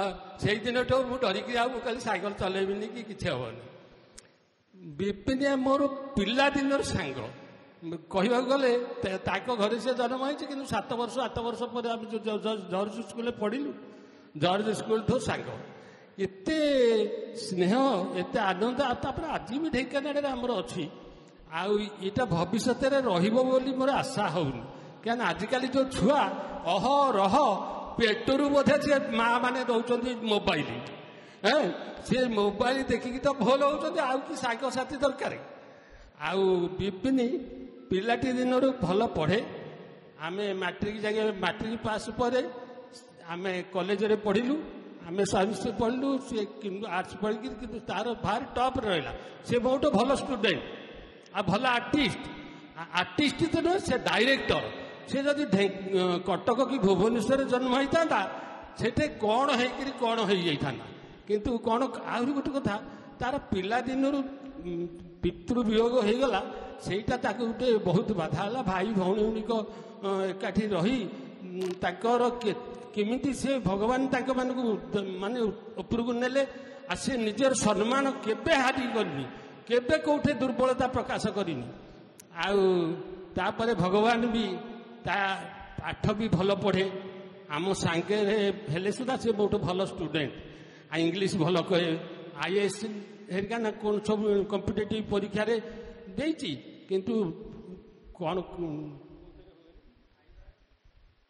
ନହେଲେ ନାଇଁ କ'ଣ ହଁ ସିଭିଲ ସର୍ଭିସ। ଏଇଟା ମୁଁ ଏଇଟା ଭିତରେ ନଥାଏ, ଆମେ ଅଲଗା। କିନ୍ତୁ ମତେ ଯେତେବେଳେ ଦେଖିବ ସେ ସାହିତ୍ୟିକ ଭାଷାରେ ଡ୍ରାମାଟିକ ଷ୍ଟେଜରେ କହିବ।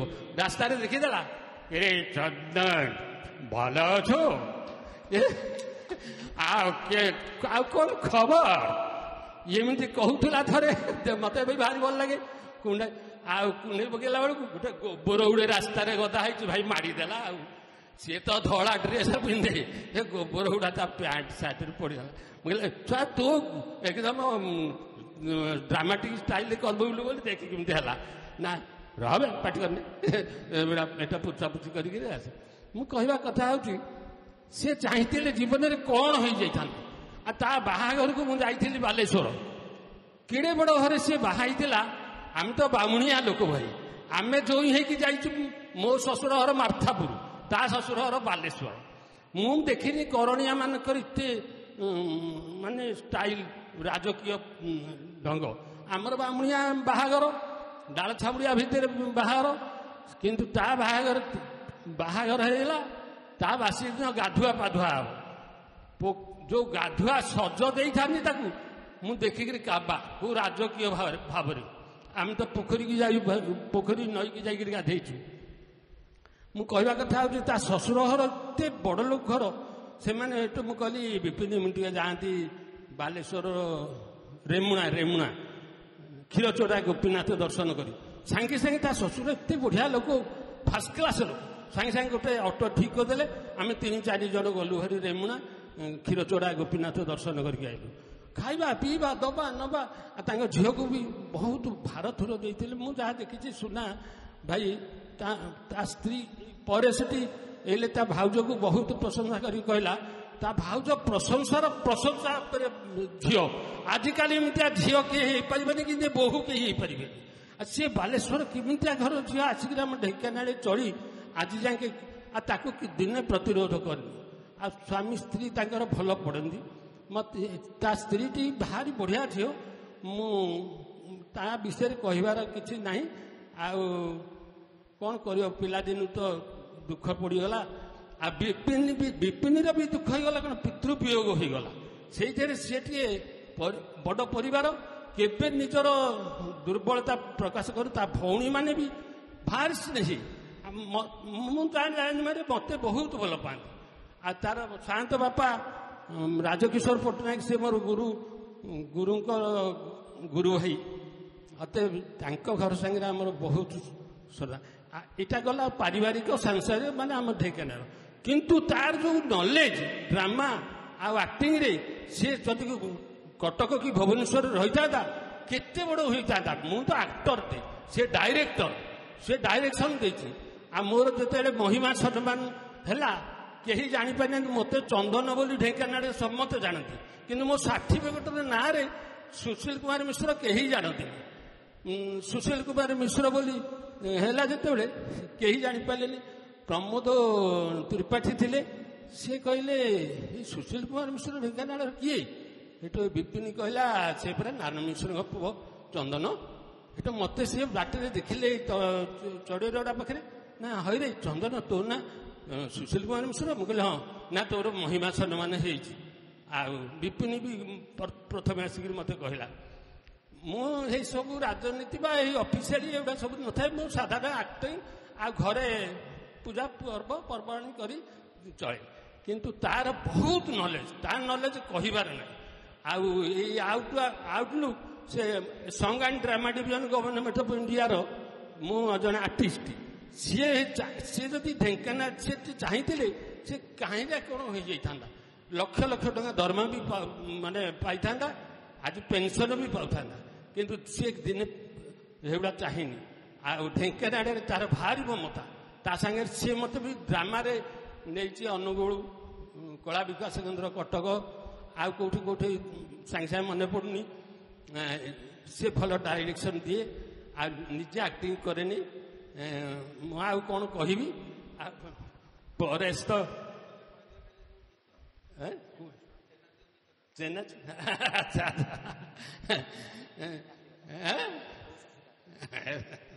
ଆରେ ପୁଅ, ଆଉ ପିଲାମାନଙ୍କ ଆଗରେ ଏଗୁଡ଼ା ସେତେବେଳେ ସିନା ଗୋଟେ ବୟସ ଥିଲା।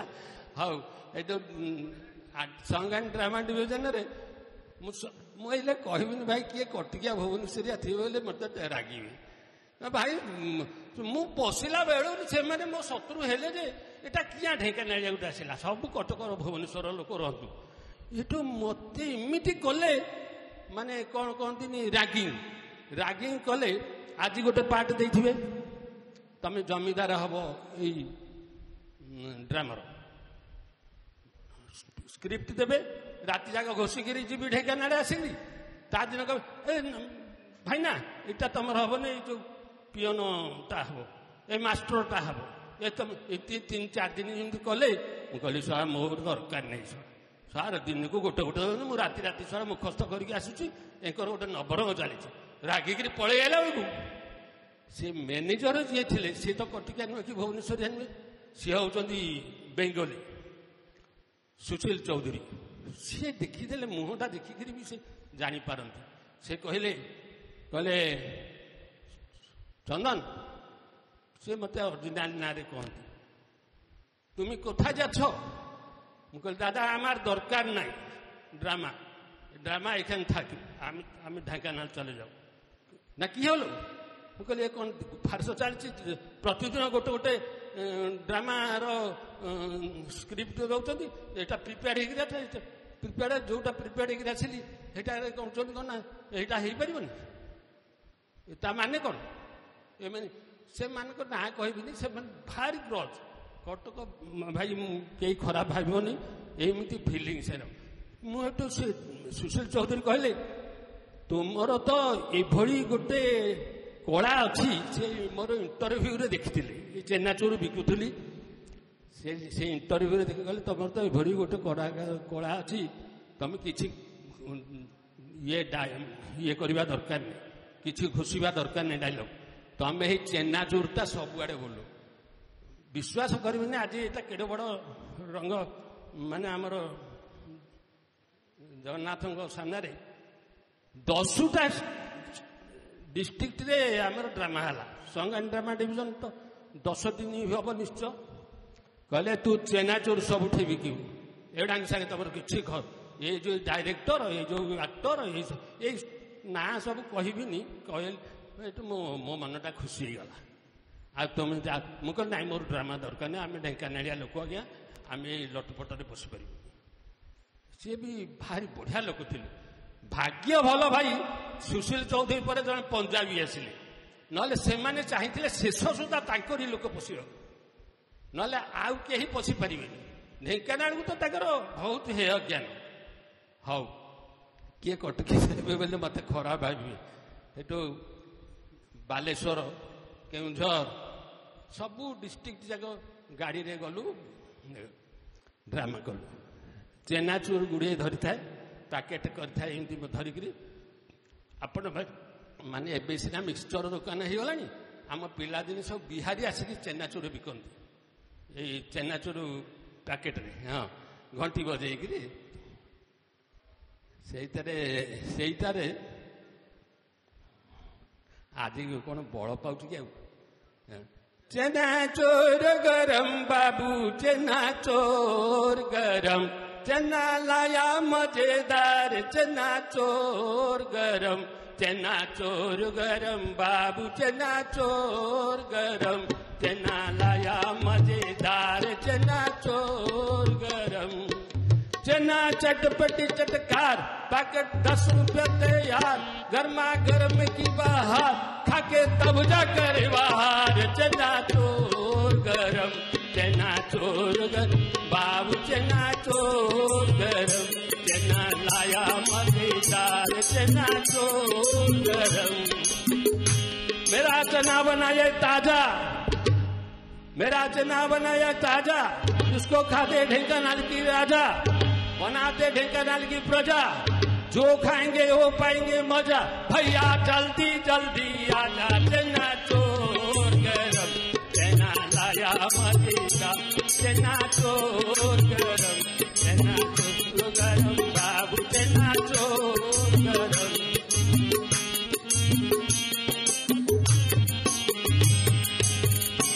मेरा चना बनाए ये एकू ଆମର ଓଡ଼ିଶାରେ ହିନ୍ଦୁ ମୁସଲମାନରେ ଗୋଟେ ପ୍ରଭେଦ ନାହିଁ, ଏକୁ ତିଆରି କରନ୍ତି କିଏ ଜାଣିଛ? मेरे चना बनाए अल्लाह, मेरे चना बनाए अल्लाह, खाते नंद जी के लाला, खाते नंद जी के लाला, इसमें नमक पड़ा है काला, इसमें डाला गरम मसाला, इसका स्वाद पड़ा निराला, पैकेट 10 रुपया निकाला। चना चोर गरम, चना चोर गरम बाबू, चना चोर गरम, चना लाया मजेदार, चना चोर गरम, चना चोर गरम बाबू, चना चोर गरम। ଏମିତି ବୋଲିଦେଲି ଯେତେବେଳେ ସମ୍ବଲପୁରରେ ସମଲେଶ୍ୱରୀ ମନ୍ଦିରରେ ଭାଇ ଯେତକ ଏଙ୍କର ଡ୍ରାମା ତାଙ୍କର ଯାହା ଚାଲିଯିବାର କଥା ଲୋକ ଆସୁନଥିଲେ। ବାହାରେ ଦୋକାନ ବଜାର ବନ୍ଦ କରିକି ସବୁ ପଳେଇ ଆଇଲେ। ମତେ ଜଣେ କଟକର ଦୟାନ ମୁସଲମାନ, ସେ ଦୟାନ, ସେ ମୋ ହାତ ଧରିକି ଷ୍ଟେଜରୁ ଭିଡ଼ି ନେଲା ଭିତରକୁ। ମୁଁ କହିଲି ସାର୍ ଏଟାକି ଆମେ ଭିତରକୁ ଆଇଲା ବୋଲି ମୁଁ ତ ଚାଲିଛି ଦମାଦମ, ତାଳି ବର୍ଷଣ ହଉଛି ନା, ତାଳି ହେଇଗଲା ତ ଭାଇନା ସେଇଥିପାଇଁ। ମୁଁ କହିଲି ତାଳି ହେଲା, ଆମ ତାଳି ହଉ କି ନ ହଉ ଆମ ଗୀତଟା ସରିନି ତ ତାଳି ଆଇଲା କ'ଣ? ତାକୁ ପେଲି ଦେଇକିରି ମୁଁ ଫେର ଷ୍ଟେଜକୁ ଚଳିଲି। ମାନେ ସେଇଦିନ ସିଏ ବୁଦ୍ଧି ଶିଖିଲେ, ସବୁ ସମସ୍ତେ ଡରିଗଲେ, କହିଲେ କାହିଁକିନା ମ୍ୟାନେଜର ଫେରେ ମ୍ୟାନେଜର ହେରିକା ଏମିତି ମତେ କଲେ, କିଛି କହିବେନି, ତାଙ୍କର ତ ଫେରେ ପାର୍ଟି ଲୋକ ନା ସେମାନେ, ମତେ ମିଷ୍ଟର ଏମିତି କଲେ। ମୁଁ ଏଇ ଠାର ବୁଝିନି। ମୁଁ କହିଲି ୟା ମାନେ କ'ଣ ନା ଠିକ ଅଛି, ବୁଝିପାରିଲ। ଏଠୁ ତାପରେ ତାଙ୍କ ଭିତରେ ଗୋଟେ କଥା ହେଲା, ଇଏ ଜାଣିଛ କୋଉଠିକାର? ଢେଙ୍କାନାଳର। ସେତେବେଳେ କାମାକ୍ଷା ପ୍ରସାଦ ସିଂ ଦଉଥିଲେ ମନ୍ତ୍ରୀ। ଛଡ଼ା ତ ଡରିଗଲେ ଆଉ। ରାତିରେ ଦିଟା ଲୋକ ଆସିକିରି ମତେ କବାଟ ବାଡ଼େଇକି କ୍ଷମା ପ୍ରାର୍ଥନା ମାଗିଲେ ଆଉ। ମୁଁ କହିଲି ହାତ ଭିଡ଼ି ନେଲ ଆଉ କ୍ଷମା ମାଗିଲେ, ଏଇଲେ କ'ଣ ଷ୍ଟେଜ ହେଇଛି? ଏଇଟା ତମର କ'ଣ କ'ଣ ତମ ଡ୍ରାମା ଆର୍ଟିଷ୍ଟ ନା କ'ଣ? ନା ନାଇଁ ଠିକ ଅଛି। ମାନେ ମୁଁ କହିବା କଥା ହେଉଛି ଡ୍ରାମାରେ ବହୁତ ଶତ୍ରୁତା। ବିପିନ ସେ ସବୁ ଜିନିଷକୁ କେମିତି କାଟି କେମିତି ଆଗେଇଲା, ଭଗବାନ ତାକୁ ଆଉ ତା ପିଲା ଚାରୋଟି କି ଭଗବାନ ଜୀବଞ୍ଚିକିରି ସ୍ୱାତିରେ ରହନ୍ତୁ। ଆଉ ବୋହୂ ଯୋଡ଼ି ଆଣିଲେଣି, ଆଉ ତ ଲକ୍ଷ୍ମୀଟେ, ଆଉ ମୁଁ ତାଙ୍କ କଥା ବିଶେଷ କହିବିନି। ତା ଯୋଗୁଁ ବିପିନର, କିନ୍ତୁ ବିପିନ ଦିନେ ଚାହିଁନି ଯାଇକି ଶ୍ୱଶୁର ଘର ଯାଇକି ରହିବ ବୋଲି, ନହେଲେ ଆଉ ଆଜିକାଲି ଯୋଉ ଟୋକା ସେ ତ ସବୁ ଯାଇକିରି ହେଟେ ରହିବ, ଯାହା ହଉଥାନ୍ତି। ଅତି ବଢିଆ ପିଲା। ଆଉ କ'ଣ କହିବି, କେତେ କଥା କହିଲେଣି ଭାଇ, ଆପଣମାନଙ୍କର ସମୟ ଗଲାଣି। ଏମିତି କହିଲେ ତ କେତେ କଥା ଅଛି, ଜୀବନ ସାରାର ସାଙ୍ଗ ସିଏ। ଆଉ ଆମକୁ ହେଲେ ବର୍ତ୍ତମାନ 81 ବର୍ଷ ହେଲା, କେତେ କଥା ଅଛି ଏ ଭିତରେ। କିନ୍ତୁ ପିଲାମାନେ ହଁ ସରିବ। ହଉ ହଉ, ମୁଁ ଏତିକି କହି ଆପଣମାନଙ୍କଠୁ ବିଦାୟ ନେଲି। ଖୁସିରେ ରହନ୍ତୁ ସମସ୍ତେ, ଭଗବାନ ମଙ୍ଗଳ କରନ୍ତୁ ସମସ୍ତଙ୍କର। ଆଉ ବିପିନର ଆତ୍ମା ସଦ୍ଗତି ହଉ।